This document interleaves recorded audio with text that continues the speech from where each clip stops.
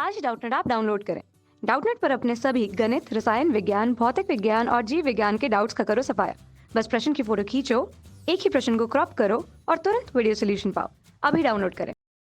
इस क्वेश्चन में दिया कि जब कोई आवेशित कण एक समान चुंबकीय क्षेत्र में प्रवेश करता है तो इसकी गतिज ऊर्जा, हमारे पास विकल्प दिया है कि क्या है, ए रहती है, ए ऑप्शन जो है अचर रहती है, बी हमारा क्या है बढ़ती है, या सी हमारा घटती है, या फिर डी हमारा शून्य हो जाती है। तो क्वेश्चन में हमें बताना है कि जब कोई आवेशित कण एक समान चुंबकीय क्षेत्र में प्रवेश करता है तो उसकी गतिज ऊर्जा क्या होती है। यहाँ से देखिए, अगर हमने क्या क्या एक समान चुंबकीय क्षेत्र हमने यहाँ पे बना लिया, मतलब उसकी दिशा भी क्या है, अंदर की तरफ है, इस तल के लंबवत नीचे की तरफ हमने क्या क्या एक समान चुंबकीय क्षेत्र बना लिया। ठीक, इसकी दिशा क्या है, इस तल के लंबवत नीचे की तरफ, इस गुणे का मतलब यही होता है।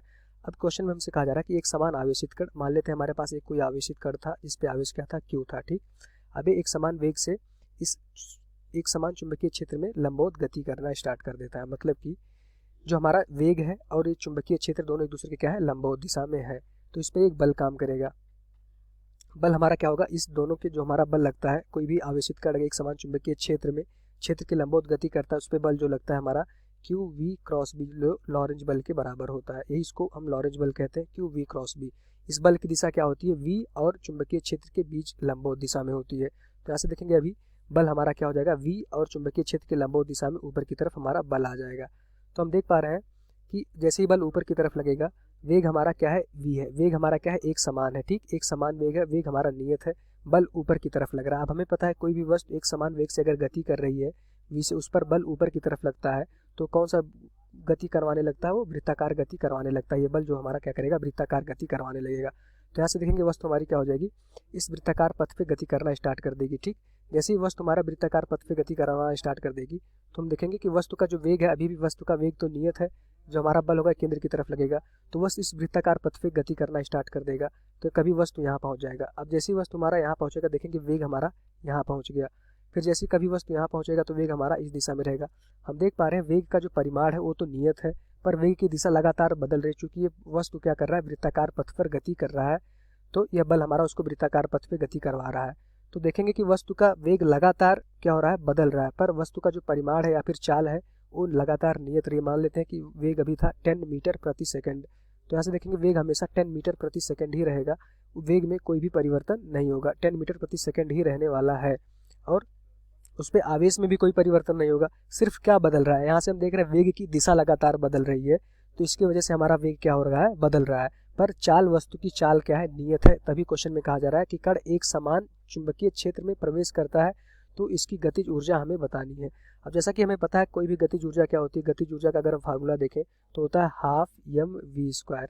यम क्या होता है, हमारा द्रव्यमान होता है, उस कण का द्रव्यमान होता है, और वी क्या होता है, कण का वेग होता है या फिर कण की चाल होती है। तो यहाँ से देखेंगे कि यहाँ पे कण क्या है, हमारा कण का वेग में परिवर्तन हो रहा है, पर जो परिमाण होता है उसमें कोई भी परिवर्तन नहीं होता। जब हम गतिज ऊर्जा लिखते हैं तो कण में ऊर्जा है, ऊर्जा हमारी क्या होती है, ऊर्जा हमारी अदिश राशि, उसमें सिर्फ हम क्या लेते हैं, वेग का परिमाण लेते हैं। तो परिमाण हमारा देख पा रहे हैं कि नियत है, परिमाण में कोई भी चेंज नहीं आ रहा है। परिमाण हमेशा कोई भी पथ, वृत्ताकार पथ पे कण गति कर रहा है तो उस पर हमेशा वेग हमेशा क्या होगा, इस स्पर्श रेखा में होगा, और वेग में कोई भी परिवर्तन नहीं आ रहा है। तो अगर वेग में कोई भी परिवर्तन नहीं आएगा तो गतिज ऊर्जा में भी कोई भी परिवर्तन नहीं आएगा। चूंकि गतिज ऊर्जा में हम क्या लिखते हैं, सिर्फ वेग का परिमाण लिखते हैं, मतलब कि हम अपनी चाल को लिखते हैं। यहाँ पे हम देखेंगे, यहाँ पे वेग परिवर्तन हो रहा है, सिर्फ इसलिए हो रहा है क्योंकि यहाँ पे देख रहे हैं वेग की दिशा लगातार बदलती जा रही है। वस्तु की दिशा बदलने की वजह से हमारा वेग परिवर्तन हो रहा है, पर वस्तु की जो चाल है 10 मीटर प्रति सेकंड, वो चाल हमारा नियत रह रही है। अगर चाल नियत है तो गतिज ऊर्जा भी हमारा क्या रहेगी, नियत ही रहेगी। गतिज ऊर्जा v की जगह पे अगर हम 10 रखेंगे, द्रव्यमान हमारा सेम रहता है, तो गतिज ऊर्जा में कोई भी परिवर्तन नहीं आएगा।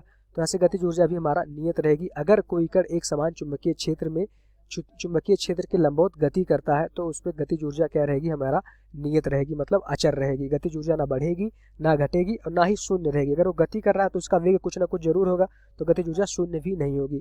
तो अगर अपना आंसर हम देखेंगे तो गतिज ऊर्जा क्वेश्चन में कह रहा है अचर रहती है, बिल्कुल सही है। बढ़ती है, बढ़ती नहीं है। गतिज ऊर्जा क्या रहती है, हमारी नियत रहती है, चूंकि हमारा वेग का परिमाण नियत रहता है। घटती भी नहीं है और डी शून्य भी नहीं रहती। तो जो आंसर हो जाएगा इस क्वेश्चन का, क्या हो जाएगा, हमारी गतिज ऊर्जा अचर रहती है। यही हमारा इस क्वेश्चन का आंसर हो जाएगा। Thank you. कक्षा 6 से 12वीं से लेकर नीट, IIT, जेईई वो एडवांस के लेवल तक 1 करोड़ से ज्यादा छात्रों का भरोसा। आज ही डाउनलोड करें डाउटनेट ऐप या व्हाट्सएप करें अपने सारे डाउट्स 8400 400 400 पर।